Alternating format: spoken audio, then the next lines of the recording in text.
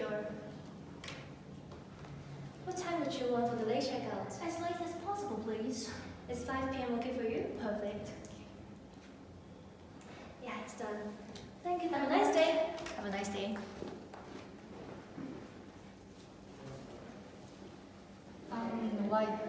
Why did you give her the late checkout? Why not? Well, is she a diamond member or a VIP guest? No, she's just a normal guest. Then, why should we give her the late checkout? To do the occupancy is only 60%. Why can't we just give the guests late checkout and satisfy them? Well, then the hotel policy says that we have to follow the instruction and SOPs. Then why should we give her this if she's not even a member or? The rules is only the rules. Being human, we need to be flexible, you know. But in Japan, every single employees, we have to follow the SOPs. Then where is the hotel standard? Yes, but here is US. Here is not Japan. Then what's the matter or what's the point that we have to set up the rules then? Then just go to ask the manager. Oh my god, what's happening in my department? I really need to find Dr. Daisy and Miss Yang to know how to manage cultural diversity in the service sector workplace with theories. I need to apply the theories in my situation and use appropriate strategies and leadership styles to gain a competitive advantage. Dr. Daisy, I need some help. What happened, Lucy? There is a new staff who come from Japan. She is very passionate and hardworking. However, she is always having conflicts with other employees since she comes. Yesterday, confrontation happened again. I really don't know how to handle it. Oh my god, it seems your hotel does not have sufficient awareness on culturally diverse workforce management. Let me help you. I will explain you what cultural diverse workforce management is by following the framework of the diversity continuum by Friday and Friday in terms of acknowledge, value, and manage diversity.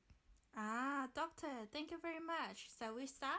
Before we start, you need to understand the definitions of some key terms. Do you know what is culture? I think I know, but I don't know how to describe my words. Culture is a fuzzy set of basic assumptions and values, orientations to life, beliefs, policies, procedures, and behavioral conventions that are shared by a group of people and that influence each member's behavior and their interpretations of the meaning of other people's behavior. How about diversity? Do you know what it is? Not really. Oh, this is very basic. Catherine, can you tell her? Diversity can generally be defined as recognizing, understanding, and accepting individuals' differences irrespective of their race, gender, age, class, ethnicity, physical ability, race. Now I understand. Okay, then what is culturally diverse workplace? Culturally diverse workforce is reflecting the present demographics, social, and cultural differences on societal level. Oh, finally your brain is working. Do you know what drives the cultural diverse workplace? In our hotel, because there are many Japanese guests, so we hire a Japanese staff who could speak Japanese and clearly understand the Japanese culture. We believe that it would enhance the guest's perceived value and bring more profits for the hotel. Yes, you are correct. You were talking about the business case. Other than that, there are two more drivers which are labor imperative and social expectation. Labor imperative refers to the reality nowadays. Due to globalization, people could go to another place to work easily. The country boundaries are declining. Therefore, it is very common to have employees with different nationalities, gender, age in a company. How about societal expectation? What does it mean? Societal expectation means diverse is presumed as the right thing to do. The society wants to be inclusive but not exclusive. We need to accept and respect the differences of individuals. Finally, we can go into the topic. Do you still remember the first component of diversity continuum? Yes, acknowledge diversity. That's right. By acknowledging diversity, our understanding of diversity could be strengthened. There are numerous theories and models recognizing the existence of diversity. Catherine, can you explain one of them to Lucy? Sure, Hofstede developed his original model. the cultural dimension theory. He examined the results of a worldwide survey of employee values and identified 6 cultural dimensions. They are power distance, individualism, masculinity, uncertainty avoidance, long-term orientation, and indulgence. The cultural dimensions theory helps us to understand the cultural difference. In your case, we could look at the cultural dimension of United States and Japan to find out what's the difference. As you can see, these 2 countries have a big difference on uncertainty avoidance. It indicates Japan will avoid breaking the rules and try to control the future. From Hofstede's insight, Japan is threatened by various natural disasters such as the earthquake.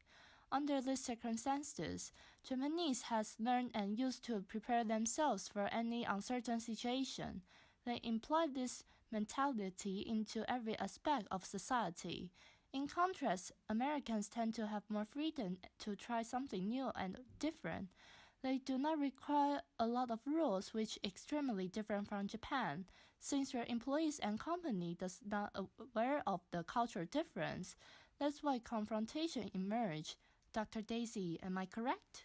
Yes, you explained it very well. However, you need to remind 2 important points of culture. First, culture is subject to gradual change. For examples, in ancient and classical period, people and society advocate patriarchy. However, in this modern century, patriarchy is not accepted anymore. The society values on the equality.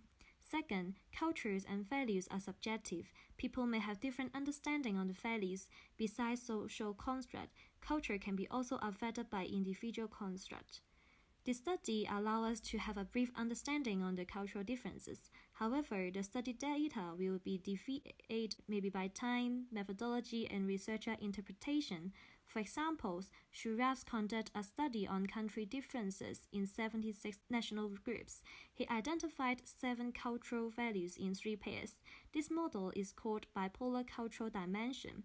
The 3 pairs are embeddedness versus autonomy, mastery versus harmony, hierarchy versus egalitarian.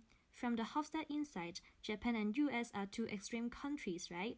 However, in bipolar cultural dimension, Shuraf placed US and Japan in similar position. Both of them tend to be autonomy. You may think why it is different from the result of Hofstede and Shuraf. First, it may be due to the change by time, since Shuraf completed the study 19 years after Hofstede's. Also, it may be due to the researcher interpretation.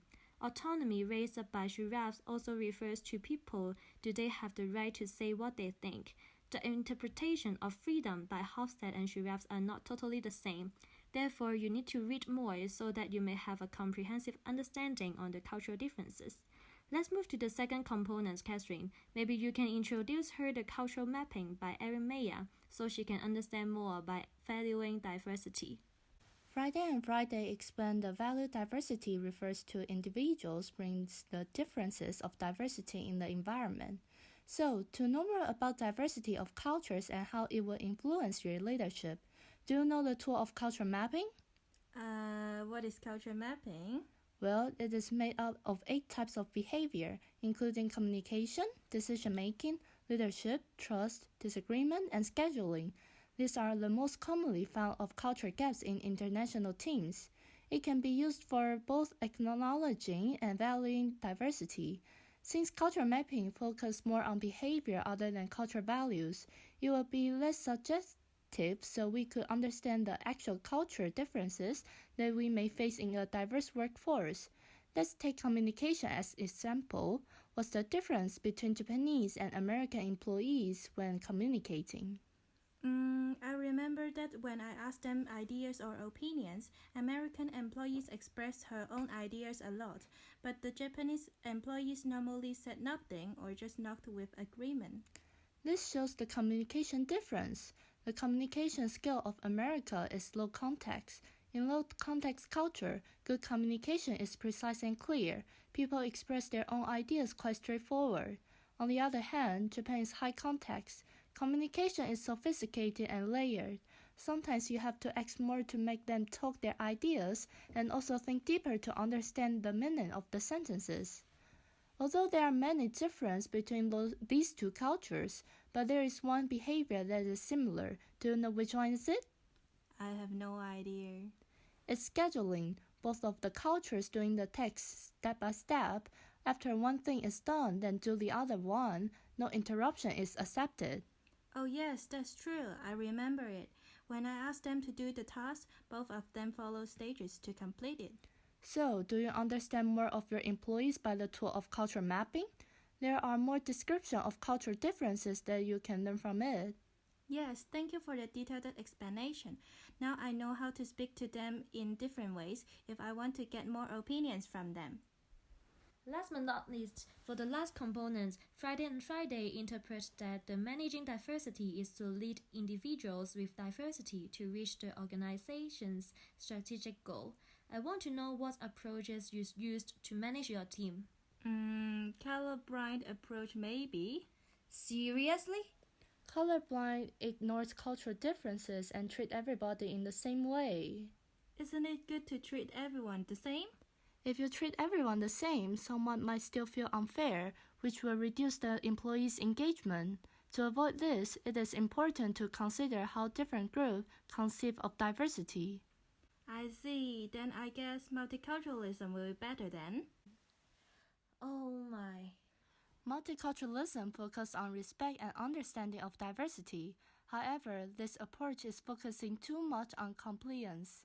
For example, in your organization, there are only 3 Japanese employees. If you really take care of them, what will other employees thinking about? They may feel unfair and dissatisfied. Correct. If you prioritize minority, the result will lead to non-minority backlash. To avoid this situation, you cannot just focus on one group. You need to consider everyone's culture. Oh, I get it. So ethnocentrism should be the right approach. Well, ethnocentrism means to ignore or try to minimize cultural diversity and instead focus on the dominant culture. However, it will get rid of the possibility of creating advantages. Do you know how to avoid this? I cannot ignore the cultural diversity and have to understand different cultures. Then which approach should I use? I have no idea really. Synergistic? Which means you have to recognize and manage the cultural diversity, and you have to train your members to understand the cultural differences and create benefits for the company. In your case, you have to understand both cultures of your employees, not only think of the best way to solve this situation, but also have to know both minds of your employees, then discuss to find out the best solution. I have a good idea then. Thank you, Dr. Daisy and Miss Catherine. I need to go back to solve this problem. Thank you very much and see you. Come in. Hello, Miss Yang. How are you? Doing fine, and you? Good, thanks. Have a seat. As you know, our company is going international. We'll recruit staff from all around the world with different nationality, and we're evaluating current strategy. Lucy, I know there is a newcomer from Japan in your department. Let me know more about what you think. I feel the urge for the company to carry out new strategies regarding this cultural issue. That could erase many problems that I'm facing at the moment, but I don't know how to formulate a new strategy. How about using the Dassler model? The model is specially designed for cultural diversity management. There are a total of 5 major activities that's forming the center of management program. Yes, let's work on it. The first element is leadership, meaning there should have a commitment and encouragement of top management. Oh, I know what you mean. To change the organization usual practice, the top management should start first to be the role model, and thus encourage the employees to learn and follow. Exactly. So we'll have to add in cultural diversity component in our core value, welcoming top talents from all nationalities, and showing that the company is willing to change, and so do the employees. Of course, meanwhile, we'll have to apply related courses for employees to improve their skills. Before considering about training, let me know more about your concern, since research and evaluation is an essential step for formulating a new strategy. I believe that they are lacking of knowledge about cultural differences. Since they aren't familiar with other countries' working model, they always have a big fight on working style. Sometimes misunderstanding exists and thus comes to a huge mess. The office atmosphere and their relationship become tense. That also affects the working efficiency and effectiveness. I understand. Training that focus on cultural diversity awareness. Let me mark that down. It's important to let them know the benefits of having a diverse workforce and the company's new directions. We can refer to theory said by Uchi, an approach that combines both American and Japanese management philosophy, showcasing that advantages from both systems could improve the organizational performance.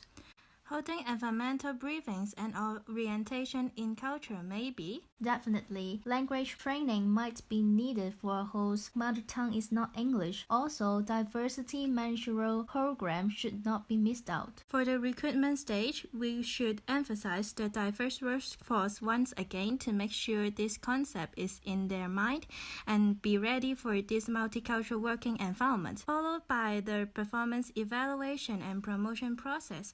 A fair assessments giving everyone the same promotion opportunities is necessary. Indeed, this helps retaining the staff, reduce total turnover rate, and maintain the educational level. Don't forget to arrange training and development programs related to employees' career growth regularly. So what is the last activities of the management program? It's the following part to evaluate the whole program process by comparing the desired and actual result, thus improve the efficiency, aiming at providing the most comfortable working environment, get the most advantages from having the diverse workforce with the organization. So do you know why we have to implement diversity in workforce? I think that diversity can provide creative ideas generated from different cultures because they have different experience, perspective, and background which can have a development of new ideas. What else? I think it is a crucial component to be successful on a global scale.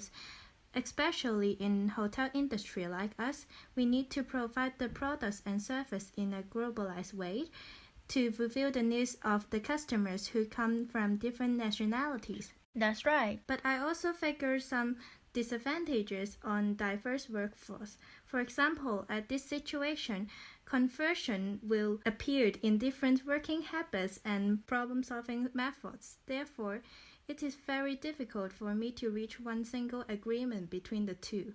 Yes, you're absolutely right.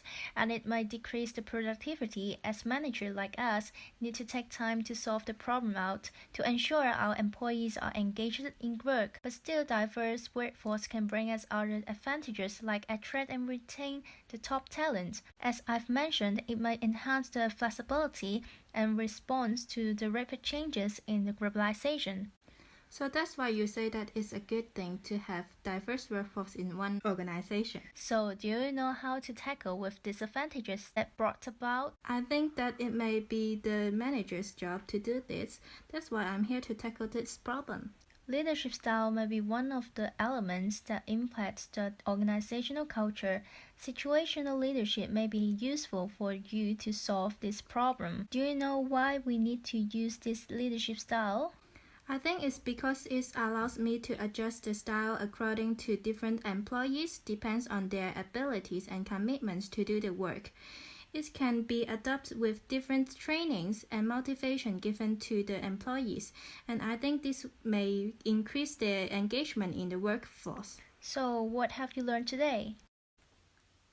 Combining the opinions of Dr. Daisy and yourself, I have an idea that different nationalities may affect the way that they work because of the cultural dimension, which affects the management approach. Dr. Daisy told me that synergetic approach is the best one as it can manage a group within different cultures and maintain the distinctness. I think training is a good way to increase the awareness of cultural diversity as well. Come in. Morning, manager. Okay, my team next Friday we will have a diverse workforce training. Please be punctual. Sure.